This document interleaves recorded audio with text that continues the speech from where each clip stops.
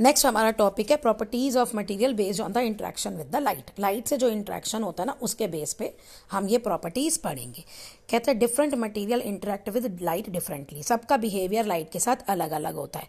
कैसे, ये अब आप देखेंगे। जैसे आपने मिरर का देखा, मिरर लाइट को रिफ्लेक्ट करता है, रेगुलर रिफ्लेक्शन। रेन ड्रॉप से लाइट पास हो जाती है, 7 कलर में स्प्लिट हो जाती है। अब हम ये पढ़ेंगे, हमारा नेक्स्ट क्वेश्चन है define opaque, transparent and translucent object. देखिए अब ट्रांसपेरेंट ऑब्जेक्ट क्या होते हैं। पहला पॉइंट ये है कि इनके आर पार हम क्लियरली देख सकते हैं। कोई भी चीज़ हमें तब दिखती है जब लाइट उस चीज़ से टकरा के हमारी आंखों तक पहुंचती है, राइट। अब इस पिक में है, आप दूसरी साइड खड़े हैं, ये देखिए ये वाली पिक है फर्स्ट। ये पिक, ये शीशा है, ग्लास है। अब ग्लास के एक साइड आपका हाथ है, आप दूसरी साइड खड़े हैं, तो आपको आपका हाथ जो है वो क्लियरली दिखेगा। तो ऐसे ऑब्जेक्ट को हम ट्रांसपेरेंट ऑब्जेक्ट कहते हैं, है ना। तो अब इसके दो डिफाइन है। एक के हम इन ऑब्जेक्ट से क्लियरली देख सकते हैं, और दूसरा क्या मतलब है कि यहाँ से लाइट हाथों से टकरा के ग्लास को क्रॉस करके मेरी आंखों तक पहुंच रही है, तभी मुझे ये हाथ दिख रहा है। तो which means that they allow light to pass through them completely.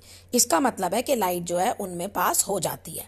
तो अब ट्रांसपेरेंट ऑब्जेक्ट्स में आप क्या लिखेंगे डिफाइन। आप पहला पॉइंट लिखेंगे the objects that allow light to pass through them completely are called transparent objects.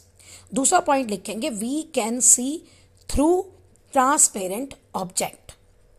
तीसरा आप लिखेंगे for example glass, water, ETC etcetera, या इसमें से आप ये भी लिख सकते हैं सेलोफेन और ये जो आपके दिए हैं। दूसरा है आपका ट्रांसलूसेंट। ट्रांसलूसेंट में क्या होता है, हमें धुंधला दिखता है। क्यों? क्योंकि पूरी लाइट पास नहीं होती, कुछ पास होती है और कुछ नहीं होती। तो ट्रांसलूसेंट की क्या डिफाइन आएगी, the objects which allow light to pass through them partially is known as translucent object. दूसरा point, we can partially see through these object या through translucent objects। और for example frosted glass, butter paper और कुछ plastics.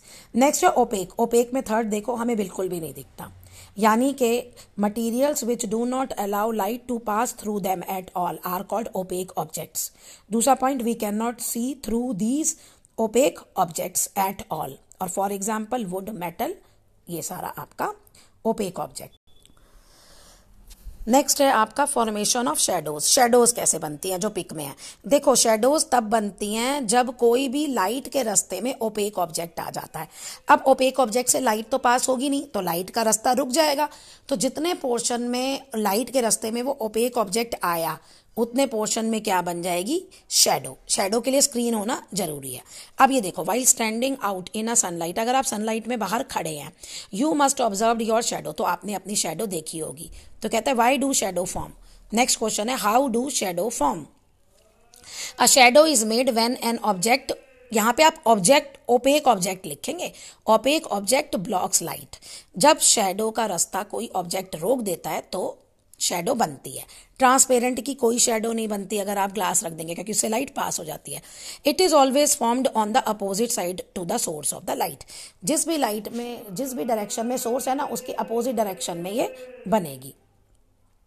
As the object moves closer to the light source, जैसे जैसे आप object को light source के पास ले जाएंगे तो शैडो का साइज बढ़ जाएगा, और ऑब्जेक्ट को दूर ले जाएंगे तो शैडो का साइज डिक्रीज हो जाएगा। ये आप अपने घर में भी कर सकते हैं, इस पिक में भी है।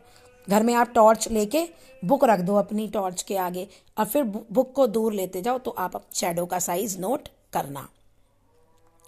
ओके, ये दिखा है, देखो नीचे भी है, no shadow formed by the transparent object. Transparent object से कोई शैडो नहीं बनती। ये आपको ट्रांसलूसेंट ऑब्जेक्ट की है, और ये आपकी ओपेक ऑब्जेक्ट की है। ओ देखो, अब वही पॉइंट आ गया, OPEC object form clear distinct shadow. क्यों? क्योंकि ये पूरी तरह से लाइट का रास्ता रोक देते हैं। Translucent object form unclear fuzzy and shadows as they allow light to pass through them partially. तो पार्शियली लाइट पास होती है, आधी लाइट पास हो जाती है, आधी लाइट रुक जाती है, तो इसलिए। और transparent object do not form shadows as they allow light to pass through them completely, क्योंकि उनके वहां से लाइट पूरी पास हो जाती है।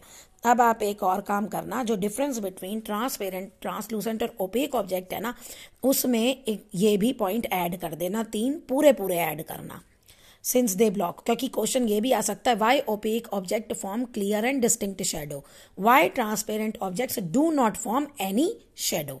तो उनमें ये एंड तक पूरा जाएगा, तो ये आपका एक और डिफरेंस बन जाएगा।